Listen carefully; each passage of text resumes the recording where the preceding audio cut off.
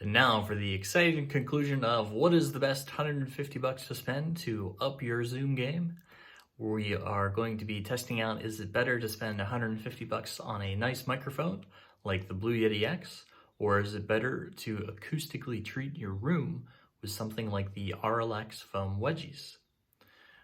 You can see we have some foam wedgies here, and if I spin around, I also have treated this wall behind me. And we'll be testing out various things like the Blue Yeti X, the Amazon Basics USB microphone, and the C920 webcam.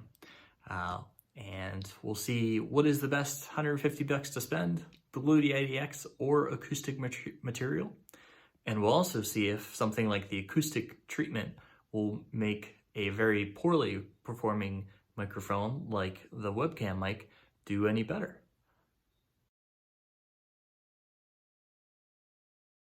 Using the microphone on the Logitech G920 webcam, and I feel like this will help you understand what it sounds like when a less than ideal microphone is used. And you might see that I'm underwater, I'm very far away. The microphone you're listening to now, which is the classic webcam microphone that everybody agrees sounds like I'm underwater, or I'm really far away, although it's the same distance away as any of the other microphones we'll be testing out.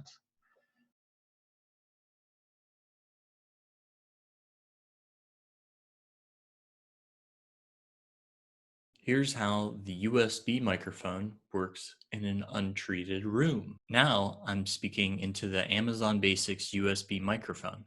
How does it sound?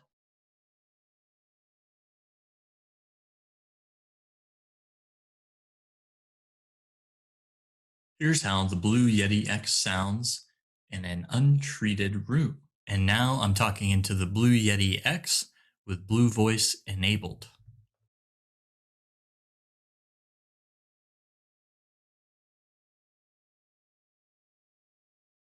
Here's how the Blue Yeti X sounds in an untreated room.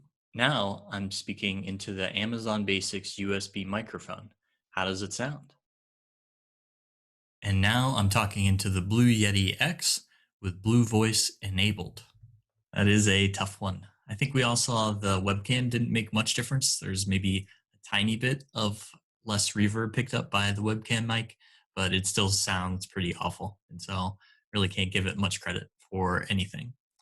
The Amazon Basics USB mic, I was really surprised how much better and clearer it sounded with the acoustic treatment. Uh, and the Blue Yeti, there's a lot of the kind of nasal tones to my voice when I say this room, for example. The acoustic treatment really brings all of those reverberations down a lot more for the Blue Yeti specifically. And then in terms of what is the best 150 bucks to spend, I feel like if your budget is only 150, maybe just the standard Amazon Basics USB mic and the acoustic treatment may actually sound better than using the Blue Yeti in an untreated room. But I think the last clip I had at the end showed how much better it sounds when you have a fairly good microphone like the Blue Yeti X, as well as acoustic treatment in your room. That's how you're really going to get the best sound. So in terms of which is the best one, I feel like they're pretty even. The Blue Yeti is like a nice toy. You get some really great software that goes with it. And so I think that's a really good plus. And the acoustic material has an advantage where it looks really cool in the room. So it gives your room a more professional vibe. And it does enable you to enable others to hear you more clearly.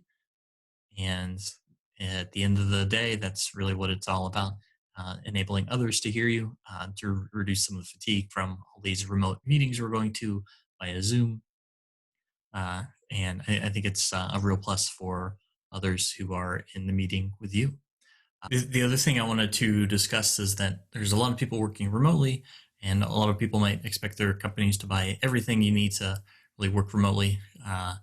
And I feel like to an extent, you expect your company will do some things to accommodate you. But in the white collar world, I feel like we don't always draw the same connections that the blue collar world will make. So, for example, I have a wrench here. It's from a very well-known company. And I've recently taken community college classes, and you learn how to use all kinds of wrenches like this. And in the mechanic world, you're expected that you will buy all of your own tools. You also use these tools every day, and a wrench like this from a well-known manufacturer that has a flexible head that can also lock and is also fairly long to give you a lot of leverage. This is a tool that could work for the rest of your lifetime. And it's a very nice wrench, currently my favorite. And the people who buy these tools and use them buy them themselves. They don't expect their employer will buy them for them.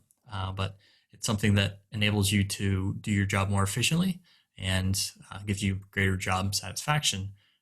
Then I think that's a fairly even trade-off.